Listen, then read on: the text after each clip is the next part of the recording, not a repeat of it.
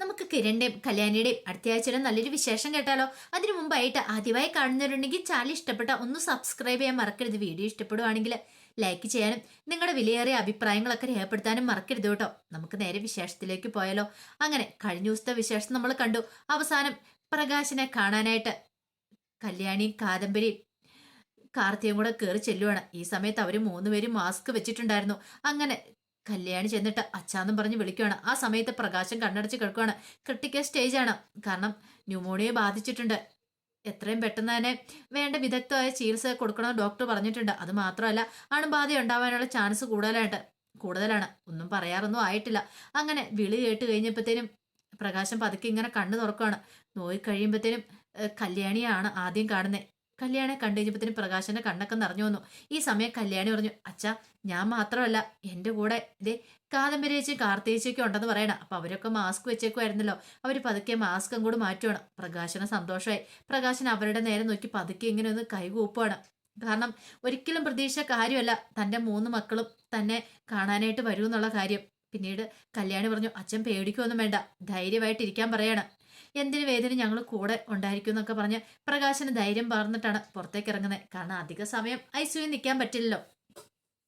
പ്രകാശന് മനസ്സിലായി കല്യാണിയാണ് തന്നെ രക്ഷിക്കാൻ വന്നതെന്നുള്ള കാര്യം. കാരണം പ്രകാശന് പകുതി ബോധത്തോട് കൂടിയിട്ടാണ് ഹോസ്പിറ്റലിലേക്ക് കൊണ്ടിരുന്നത്. ആ സമയത്തും പ്രകാശന് ഓർമ്മയുണ്ട് കിരണും കല്യാണിയും തന്നെ താങ്ങി പിടിക്കുന്നത്. അതൊക്കെ പ്രകാശന്റെ മനസ്സിൽ കൂടെ കടന്നു പോവാണ്. ആ കിടന്ന കിടപ്പിലും പ്രകാശൻ വിചാരിച്ചു, ദൈവമേ താൻ എത്ര നോവിച്ച കല്യാണി മോളെ, എന്നിട്ടോ തനിക്കൊരു ആപത്ത് വന്നറിഞ്ഞ കഴിയുമ്പത്തിന് ഓടി അവള് വന്നോണ്ട. ഇതാണ് സ്നേഹം. തന്റെ മോൾക്കൊരു ആപത്ത് വരാൻ പാടില്ല.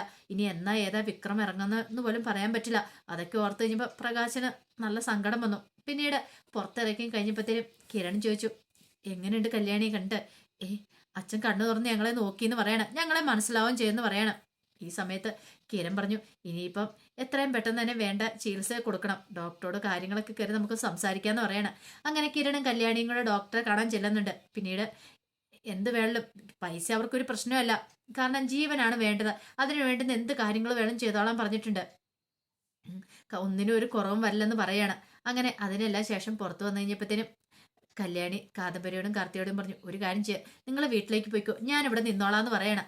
അത് കേട്ട് കഴിഞ്ഞപ്പോൾ കാർത്തി പറഞ്ഞു, അത് സാരമില്ല, നീ തന്നെ ഇവിടെ നിൽക്കണ്ട, ഞങ്ങൾ നിൽക്കാന്ന് പറയണേ. അത് കുഴപ്പമില്ല ചേച്ചി, നിങ്ങൾ പോയിക്കോ, ഞാനുണ്ടല്ലോ, പിന്നെ പോരാത്തിന് കിരണേട്ടനും ഉണ്ടല്ലോ, അത് മതിയെന്ന് പറയണ.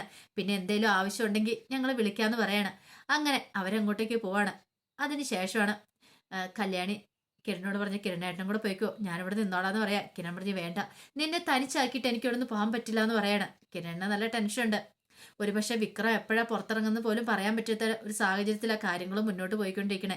അവൻ പരോളിന് ഇറങ്ങിയിട്ടുണ്ടെങ്കിൽ ഉറപ്പായിട്ടും വെറുതെ ഇരിക്കില്ല. ചിലപ്പം കല്യാണിയെ കാർത്തിയെ ആരെ ഇല്ലാതാക്കാൻ പറ്റുന്നത് പറയാൻ പറ്റില്ല. ആ ഗംഗാപ്രസാദിന് വേണ്ടിയിട്ട് കാർത്തികനെ ഇല്ലാതാക്കും, സ്വത്തുക്കൾ തട്ടിയെടുക്കാനായിട്ട്. പിന്നെ വിക്രത്തിന്റെ പ്രധാന ശത്രു എന്ന് പറഞ്ഞാൽ കല്യാണിയാണല്ലോ. കല്യാണി ഇല്ലാതാക്കാനായിട്ട് അവ ശ്രമിക്കുകയും ചെയ്യത്തുള്ളൂ. അതൊക്കെ അറിയാവുന്നതുകൊണ്ടാണ് കിരൺ അങ്ങനെ പറയണേ. അങ്ങനെ ഒന്ന് രണ്ട് ദിവസം വലിയ കുഴപ്പമില്ലാതെ അങ്ങോട്ട് കഴിഞ്ഞു പോവാണ്.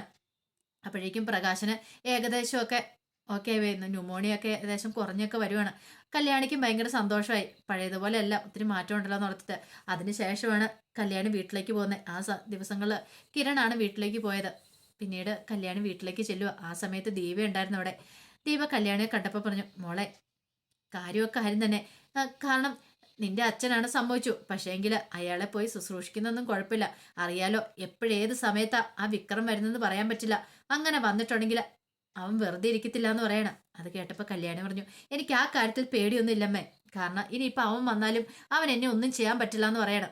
അത് നീ പറയുന്നു, പക്ഷേങ്കിൽ എനിക്കറിയാൻ കഴിഞ്ഞ എന്താണെന്നറിയാവോ, അവൻ ഉടനെ എന്നെ പരോളിന് ഇറങ്ങുമെന്ന് അറിയാൻ കഴിഞ്ഞ്. അങ്ങനെ ഇറങ്ങിയിട്ടുണ്ട്, സൂക്ഷിക്കണം. അവൻ എന്താണെങ്കിലും കടുത്ത ശത്രുതയോട് കൂടിയിട്ടായിരിക്കും വരുന്നത്. ഒരു പക്ഷേങ്കിൽ ഈ പറയുന്ന പ്രകാശനെ ഇല്ലാതാക്കാനും അവന് സാധിക്കും. അവന്റെ മനസ്സിൽ ചിലപ്പോൾ വൈരാഗ്യബുദ്ധി ഉദിച്ചു കാണും. പെൺമക്കളോട് സ്നേഹമാണ് പ്രകാശൻ എന്ന് അറിഞ്ഞു കഴിഞ്ഞിട്ടുണ്ടെങ്കിൽ അവൻ വിക്രം അയാളെയും കൂടെ സ്വന്തം അച്ഛനെ പോലും കൊല്ലാൻ പഠിക്കില്ല. അവൻ അത്രയ്ക്ക് ദുഷ്ടനാണ്. ഇത്രയും കാലം നോക്കി വളർത്തിയെന്നുള്ള ചിന്തയൊന്നും അവന്റെ മനസ്സിലില്ല. അവൻ അങ്ങനത്തെ സെന്റിമെന്റ്സും കാര്യങ്ങളൊന്നും ഇല്ലാത്തവനാണ്. അതുകൊണ്ട് സൂക്ഷിക്കണമെന്ന് പറയാണ്. കല്യാണി പറഞ്ഞു, ആ കാര്യത്തിലൊന്നും എനിക്ക് പേടിയില്ലമ്മേ, അമ്മ ധൈര്യമായിട്ടിരിക്കുക, പേടിക്കാനൊന്നുമില്ല. പിന്നെ കല്ലുമോന്റെ കാര്യത്തിലൊക്കെ ശ്രദ്ധ കേന്ദ്രീകരിച്ചാൽ മതി. കാരണം അപ്പുറത്ത് സരയു എന്ന് പറയുന്ന ഒരുത്തി ഉണ്ടല്ലോ, അവളെ സൂക്ഷിച്ചാൽ മതി എന്ന് പറയണം. ഈ സമയത്ത് മനോഹറാണെങ്കിൽ ഇടയ്ക്കിടയ്ക്ക് ഒന്ന് രണ്ട് ദിവസമൊക്കെ മരിയാരുടെ അടുത്തേക്ക് പോകുന്നുണ്ട്. പക്ഷേങ്കിൽ അങ്ങനെ പോയി അങ്ങ് നിൽക്കാൻ പറ്റില്ല. ഇവിടെ സരയു ഉള്ളതുകൊണ്ട് നിൽക്കാൻ പറ്റില്ല. ഇനി അധികം വൈകാതെ തന്നെ അമേരിക്കയിലേക്ക് പോകണമല്ലോ. അപ്പൊ അതിനു മുമ്പ് അതുവരെ ഒന്ന് സരയുവിനെ പിടിച്ചു നിർത്തിയേ പറ്റുള്ളൂ. അവളൊരു പ്രശ്നം ഉണ്ടാക്കാൻ പാടില്ല. അവൾക്കൊരു സംശയത്തിന് ഇട കൊടുക്കരുത്. സംശയത്തിന് ഇട കൊടുത്തിട്ടുണ്ടെങ്കിൽ തന്റെ അമേരിക്കൻ ട്രിപ്പ് ക്യാൻസൽ ആവുന്ന കാര്യം അറിയാം. പിന്നീട് മനോഹർ എന്ത് ചെയ്യണം, മനോഹർ കണ്ണ് വെട്ടിച്ച് മരിയെ കാണാനായിട്ട് പോകുന്നുണ്ട്. അങ്ങനെ കണ്ണ് വെടിച്ച് പോണ സമയത്ത് സരയു ഇത് കണ്ടു. സരുവിനറിയാം എങ്ങോട്ടാ പോകുന്നത്, എന്തിനാ പോകുന്നതെന്നൊക്കെ സരുവിന് വ്യക്തമായിട്ട് അറിയാം. പക്ഷേങ്കിൽ സരു അങ്ങനെ അങ്ങനെ കയറൂരി അങ്ങോട്ട് വിട്ടു. കാരണം മറ്റൊന്നുമല്ല, ഇവൻ ഇനിയിപ്പോൾ അധികം ആയുസ് ഉണ്ടാകത്തില്ല. തൻ്റെ കൈ കൊണ്ട് തന്നെ ആയിരിക്കും അവൻ തീരാനായിട്ട് പോകുന്നത്. അതുകൊണ്ട് കാര്യങ്ങളൊക്കെ കുറച്ചുകൂടി എളുപ്പമാവും എന്നൊരു ചിന്തയായിരുന്നു സരുവിൻ്റെ മനസ്സിൽ. അതുകൊണ്ട് അവൻ പോട്ടെ, അവൻ എത്രത്തോളം പോയി എന്തൊക്കെ ചെയ്യാൻ പറ്റുമെങ്കിൽ ചെയ്യട്ടെ, അതിനുശേഷം മതി അവനോട്ട് പണി കൊടുക്കാനായിട്ട്. ആ സമയം മനോഹർ സന്തോഷത്തിലാ. സരുവിനെ എല്ലാവരും പറ്റിച്ചല്ലോ, ഇനിയിപ്പോൾ തൻ്റെ കാര്യങ്ങൾ ഓക്കെ ആയി, തനിക്ക് അമേരിക്കയിലേക്ക് പറക്കാം, അങ്ങനെ ഒരു ചിന്തയായിരുന്നു മനസ്സിലുണ്ടായിരുന്നത്. അങ്ങനെ അമേരിക്കയ്ക്ക് പോകുന്നതിൻ്റെ തലേദിവസം വന്നെത്തുവാണ്. ഈ സമയത്ത് മരിയയുടെ അടുത്ത് പോയിട്ട് മരിയയുടെ കാര്യങ്ങളൊക്കെ പറഞ്ഞ് ഏർപ്പാടാക്കുവാണ്. നാളെ രാവിലെ തന്നെ ഞാൻ വന്നേക്കാം, എന്താണെങ്കിലും കുഴപ്പമൊന്നുമില്ല. പിന്നെ ഇന്നത്തെ ദിവസം എനിക്ക് ഇങ്ങോട്ട് വരാൻ പറ്റില്ല, അറിയാലോ.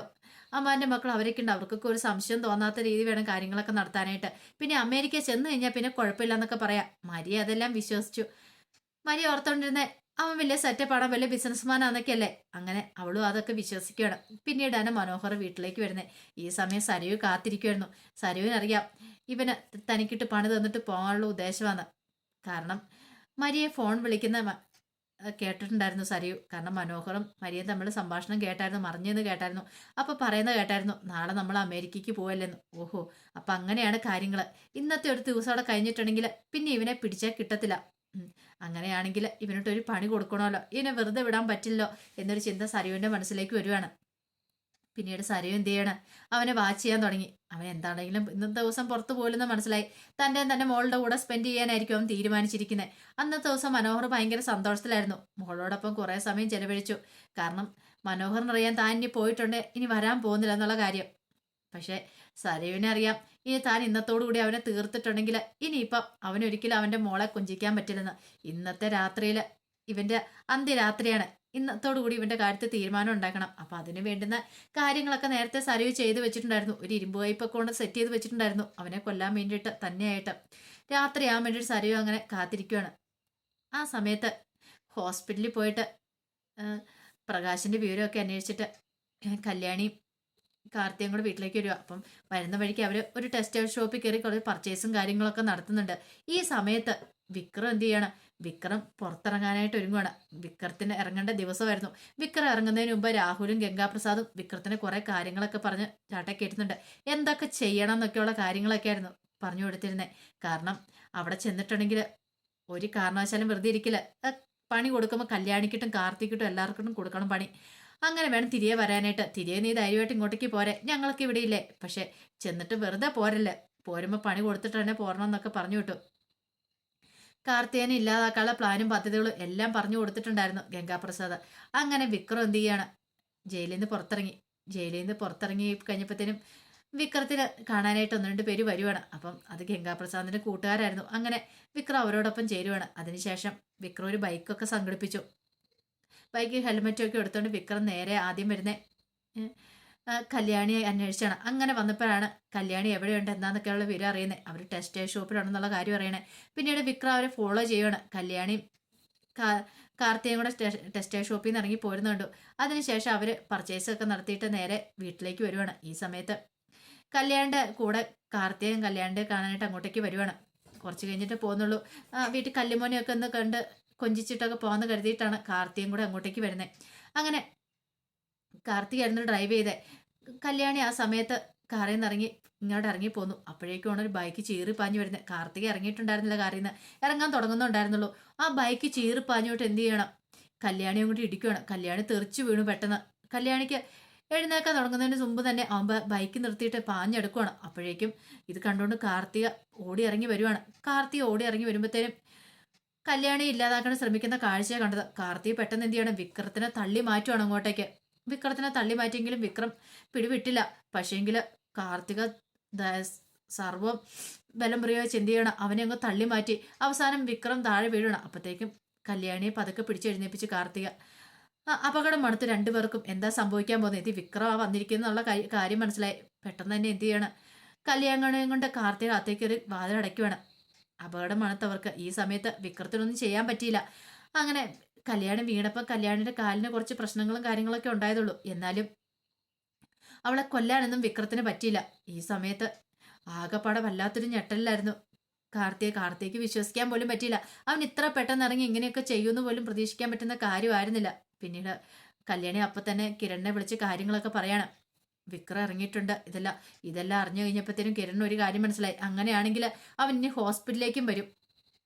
കാരണം പ്രകാശന് രാഹുലിനെ ആ വിധമാക്കാനായിട്ട് പ്രകാശം കൂട്ടുകയെന്ന് അറിഞ്ഞിട്ടുണ്ടെങ്കിൽ ഒരുപക്ഷെ പ്രകാശനെ ഇല്ലാതാക്കാൻ വരുമെന്നുള്ള കാര്യം മനസ്സിലായി. അങ്ങനെ എന്ത് ചെയ്യുവാണ് കിരൺ എന്ത് ചെയ്യുക, പ്രകാശന് സംരക്ഷണം കൊടുക്കുകയാണ്. അതിനുശേഷം കിരൺ ചന്ദ്രസേനെ വിളിച്ച് കാര്യങ്ങളൊക്കെ പറയുന്നുണ്ട്. ഇന്ന പോലെ കാര്യങ്ങളെന്ന്. പിന്നെ പറയേണ്ട കാര്യമുണ്ടോ? ചന്ദ്രസേന അപ്പം തന്നെ ചന്ദ്രസേൻ്റെ ഗുണ്ടകളുമായിട്ട് ഇറങ്ങുവാണ്. അപ്പോഴേക്കും വിക്രത്തിന് കാര്യം മനസ്സിലായി. ഇനിയിപ്പോൾ ഇവിടെ നിന്നിട്ടുണ്ടെങ്കിൽ പന്തിയല്ലെന്നുള്ള കാര്യം മനസ്സിലായതുകൊണ്ട് അവൻ കയറി ഒളിക്കുന്നുണ്ട്. പക്ഷെ എത്രത്തോളം ഒളിക്കാൻ പറ്റും? അങ്ങനെ അവൻ പുറത്തിറങ്ങുന്ന സമയത്ത് കിരണും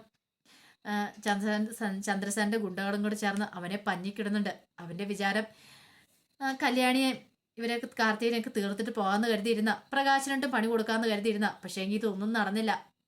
വിക്രത്തിന് നല്ല 8ന്റെ പണി തന്നെ കിട്ടുന്നുണ്ട്. അപ്പം അതിൻ്റെ വിശേഷങ്ങളാണ് കാണാൻ പോകുന്നത്. അത് മാത്രമല്ല, മനോഹറിനെ തല തല്ലി പൊടിക്കുന്നുണ്ട് സരയു കാത്തിരുന്ന ആ ദിവസം വന്ന് എത്തിക്കഴിയുമ്പം മനോഹറിന്റെ നല്ല പണി തന്നെ കൊടുക്കുകയാണ്. അങ്ങനെ മനോഹറിന്റെ അമേരിക്ക ട്രിപ്പ് മുടങ്ങി, എല്ലാം മുടങ്ങി. വീണ്ടും മനോഹർ സരയുവിന്റെ കസ്റ്റഡിയിലാവുകയാണ്. സരയു കൊല്ലാൻ വേണ്ടി ചെയ്താണ്. പക്ഷേ മനോഹർ മരിച്ചിട്ടുണ്ടായിരുന്നില്ല. മനോഹറിന് കുറച്ച് ജീവനും കാര്യങ്ങളൊക്കെ ഉണ്ടായിരുന്നു. പക്ഷെ എന്ത് ചെയ്യാൻ പറ്റും? എന്നാലും അവന്റെ പ്ലാനുകളും പദ്ധതികളും എല്ലാം പൊളിഞ്ഞു പോവാണ്. അപ്പൊ അതിന്റെ വിശേഷങ്ങളൊക്കെ കാണാൻ പോകുന്നത്. ആ വിശേഷങ്ങൾക്കായി നമുക്ക് എല്ലാവർക്കും കാത്തിരിക്കാം കേട്ടോ. ഒരിക്കൽ കൂടി എല്ലാവർക്കും ശുഭദിനം നേർന്നുകൊണ്ട് നിർത്തുന്നു. നന്ദി.